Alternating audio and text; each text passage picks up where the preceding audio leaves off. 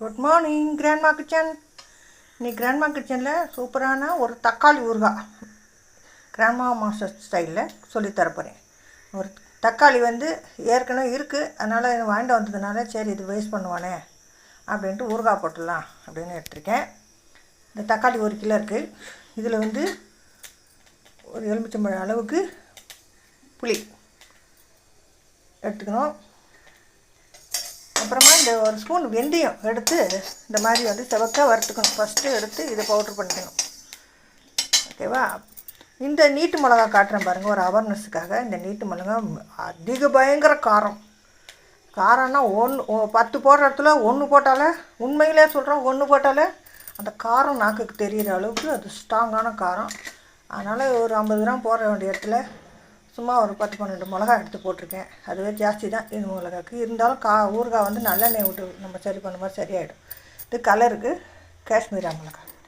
இது ஒரு பிடி எடுத்திருக்கேன்.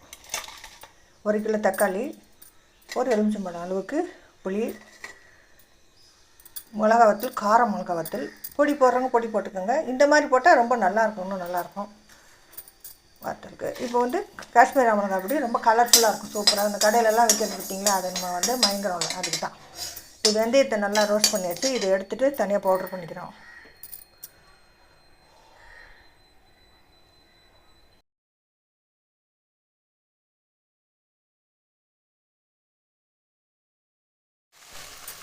இப்போ வெந்தயத்தை எடுத்துட்டேன், அது பவுட்ரு பண்ணேன். இப்போ தக்காளி, புளி, மிளகா வத்தல் இதெல்லாம் போட்டு நல்லா வதக்கணும்.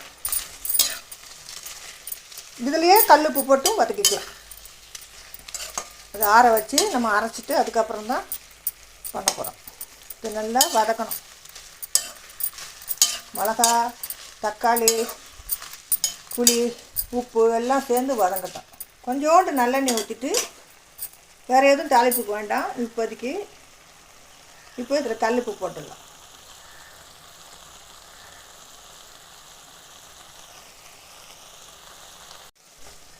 நல்லா வதங்கியாச்சு.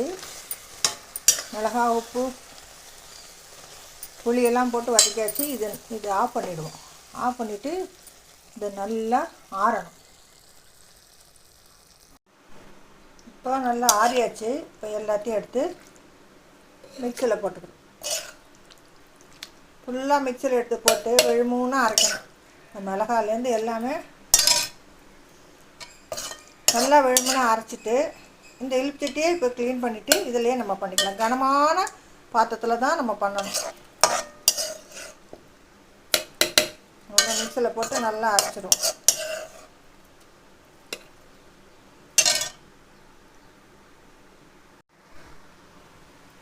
மிக்சியில் நல்லா விழுமுன்னு அரைச்சிட்டேன்.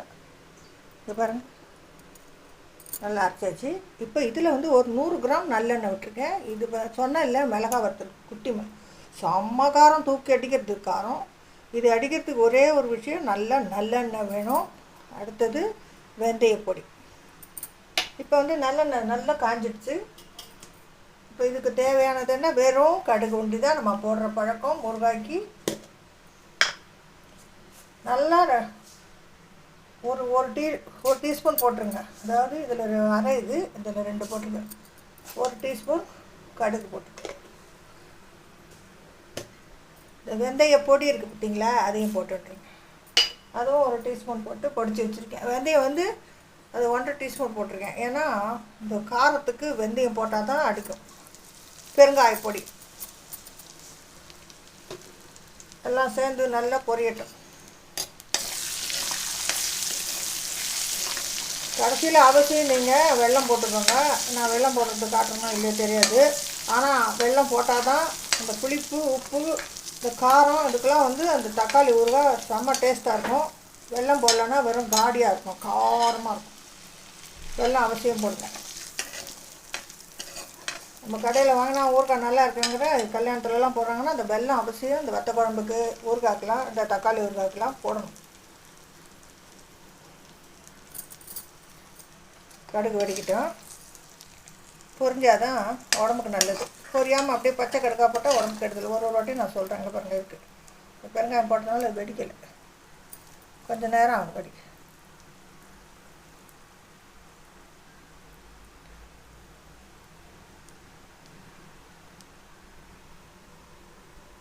கொதிக்குது.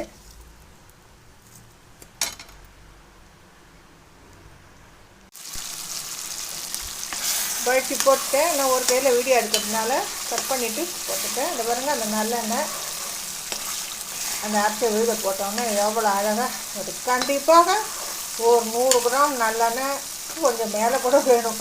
நான் நல்லாவே ஊற்றிருக்கேன். ஏன்னா இந்த காரம் சரியான காரம்.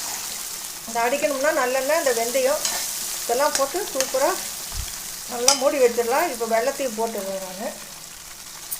அவசியம் வெல்லம் போடுங்க, உங்கள் இஷ்டம். இல்லை, கண்டிப்பாக வெல்லம் போட்டால் தான் தக்காளி ஊறுகாய் டேஸ்ட்டாக இருக்கும். இது சாதம் போட்டு தொட்டு சாப்பிட்டுக்கலாம், சாப்பிட்டு பேசி சாப்பிட்டுக்கலாம், தோசை எதுக்கு வேணாலும். இந்த ஊறுகாய் எப்போவுமே ரெடி மிக்ஸில் நமக்கு கடையில் வாங்குறத விட நம்ம வீட்டில் பண்ணுறது நல்லது. தக்காளிக்கு விலை கம்மியாக இருக்குது. ஆனால் செலவு இல்லைன்றது தான் நான் இன்றைக்கி பண்ணினேன். ஊறுகாய்னா நம்ம கவலைப்பட வேண்டாம், ஃப்ரிட்ஜில் வச்சிடலாம் ஆற வச்சு. இட்லி, தோசை, சப்பாத்தி எல்லாத்துக்கும் அவ்வளோதான். இதை சின்னதாக சிம்மில் வச்சுட்டு அப்புறங்க இறக்க மாதிரி பார்க்கலாம்.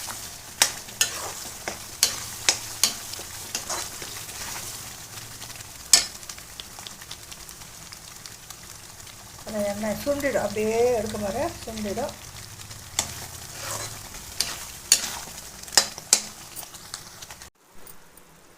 அப்படியே சிம்மில் வச்சுட்டு போயிட்டேன்.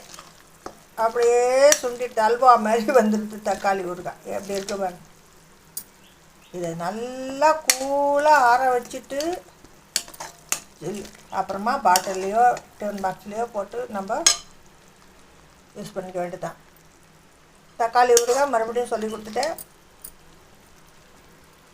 ஃப்ரெஷ்ஷஸ் யாராவது புதுசாக கற்றுக்குறவங்க, சமையல் கற்றுக்குறவங்களுக்கு தக்காளி ஊறுகாய் உடனே பார்த்து உடனே செஞ்சுக்கோங்க.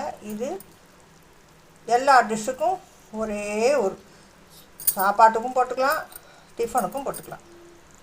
ப்ரெட்டு வாங்கினா ப்ரெட்டுக்கும் தடவிட்டு போயிட்டே இருக்கலாம். காரம் சாரமாக இருக்கும், செம்மையாக. அவ்வளோதான். இது பார்த்து கற்றுக்கோங்க. தேங்க்யூ. ஷேர் பண்ணுங்கள், சப்ஸ்கிரைப் பண்ணுங்க, லைக் பண்ணுங்க, கமெண்ட்ஸ் பண்ணுங்கள்.